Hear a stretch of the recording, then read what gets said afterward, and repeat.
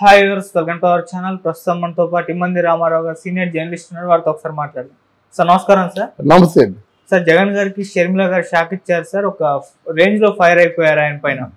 అంటే వినుకొండలో ఒక హత్య జరిగితే నువ్వు ఢిల్లీ వెళ్ళి ధర్నా చేస్తున్నావు, నీ బాబాయ్ హత్య జరిగినప్పుడు నువ్వేం చేసావు, కనీసం ధర్నా అన్న చేసావా అని చెప్పేసి క్వశ్చన్ చేశారు సార్.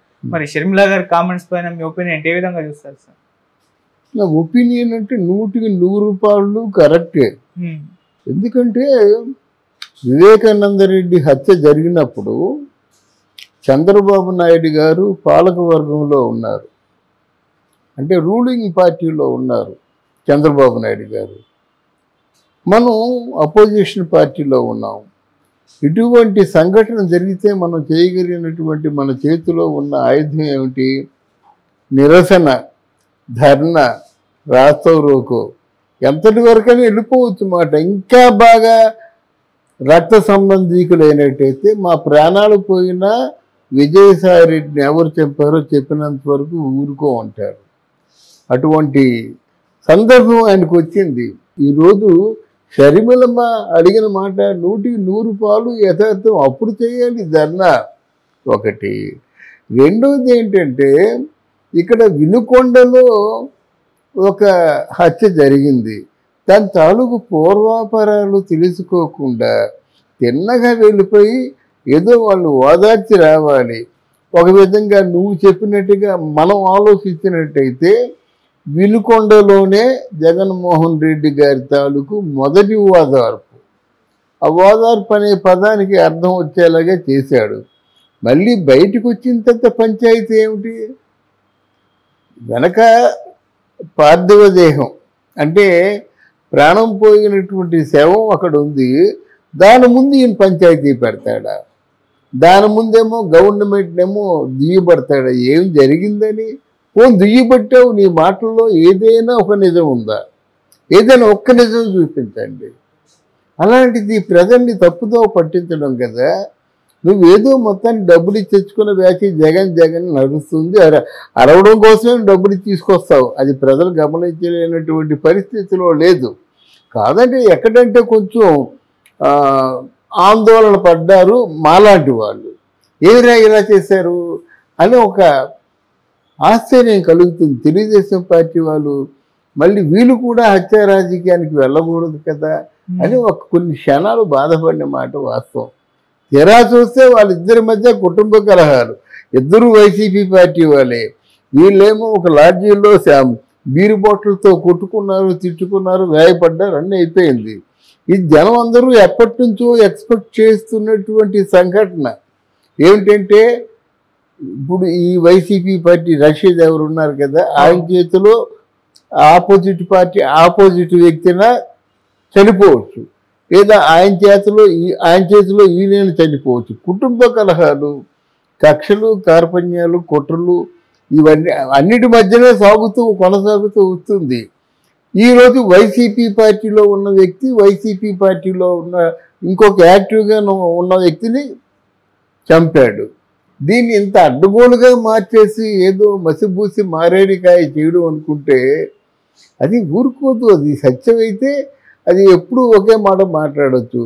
అసత్యం చెప్పినట్టయితే 1 గంట 2 గంటల్లో తేడతెల్లం అయిపోతుంది.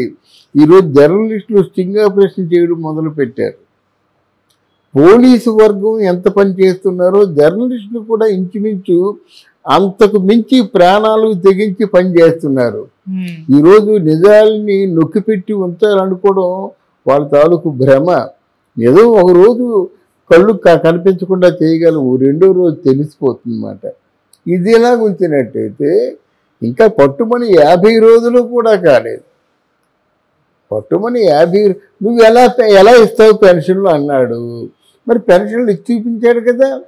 దివ్యాంగులకి ఎలాగ ఇస్తావు అన్నాడు, చూపించాడు కదా. అయితే ఇటువంటి పరిస్థితుల్లో గవర్నమెంట్ ఎలా నడుపుతా ఉన్నాడు, నడిపిస్తున్నాడు కదా. ఆయన 1వ తారీఖు పెన్షన్ అంటే జూలై 1వ తారీఖున పెన్షన్ అయిపోయిందా. తర్వాత ఏంటంటే రెండో విషయం ఏంటంటే మచిలీపట్నంలో 60,000 కోట్లకు ఆయిల్ రిఫైనరీ ప్రాజెక్ట్ అంటే అది అయిపోయింది. మూడోది ఏంటంటే భోగాపురం ఇంటర్నేషనల్ ఎయిర్పోర్టు భోగాపురం అంటే మరి ఉభయ రాష్ట్రాల్లోనూ ఒకే చోట ఉంది ఇంటర్నేషనల్. తెలంగాణలో ఉంది, ఆంధ్రప్రదేశ్కి ఒకటే ఇంటర్నేషనల్ ఎయిర్పోర్ట్ అన్నారు. అది అయిపోయింది, ప్రారంభం అయిపోయింది, పనులు జరుగుతున్నాయి. ప్రారంభం అవడం కాదు, పనులు జరుగుతున్నాయి.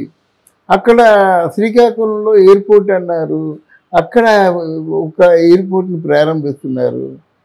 తర్వాత ఇక్కడ ఏంటంటే కుప్పంలో చంద్రబాబు నాయుడు గారి తాలూకు ఆయన చాలా పెద్ద పట్టుదలతో ఉన్నారు. ఎందుకంటే కుప్పం జన్మస్థలం, ఎలాగైనా సరే ఆ ప్రజలందరూ సుభిక్షంగా ఉండాలనుకున్నాడు.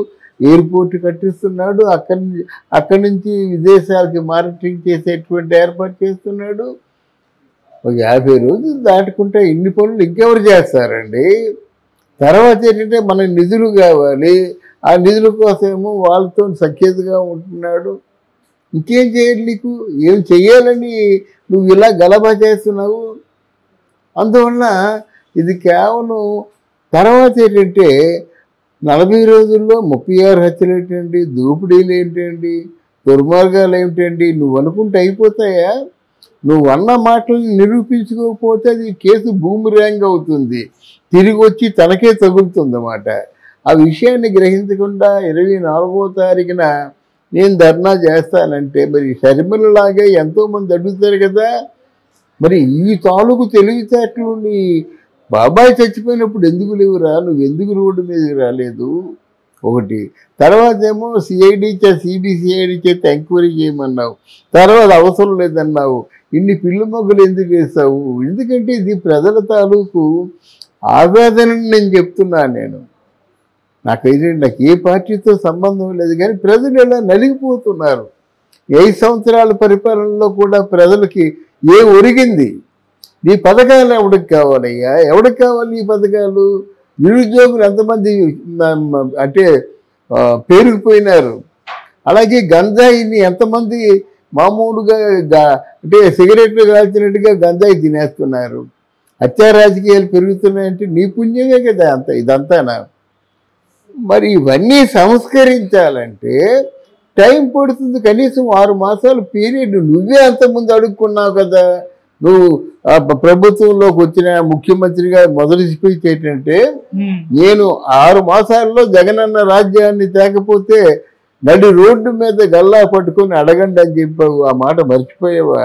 నీకైతే 6 మాసాలా, ఇతరులకైతే 1 మాసమేనా? ఇది ఎక్కడ న్యాయం? ఇందులో ఏదైనా మనం చెప్పుకున్న మాటలు ఒకటైనా సరే ఆయన మీద వేరేగా చెప్పుకున్న మాటలు ఉన్నాయా? ఎందుకంటే ఈరోజు మీడియా కూడా చాలా స్ట్రిక్ట్గా అవుతుంది, అవడం మనకు కూడా కావాలి. కానీ మనకేం కావాలంటే జనంలో చైతన్యం తీసుకురావాలి.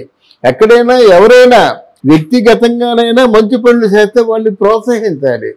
ఓవరాల్గా ఆంధ్రప్రదేశ్ని సుభిక్షంగా ఉంచేలా చేయాలి. కానీ ఇలాంటి చిల్లర మార్గాలు అంటే కోరుకున్నా దాని చిల్లర బుద్ధుల్ని ప్రవేశపెట్టిన చివరకు దెబ్బతినేది ముమ్మాటికి నువ్వే అంటే జగన్మోహన్ రెడ్డి గారే.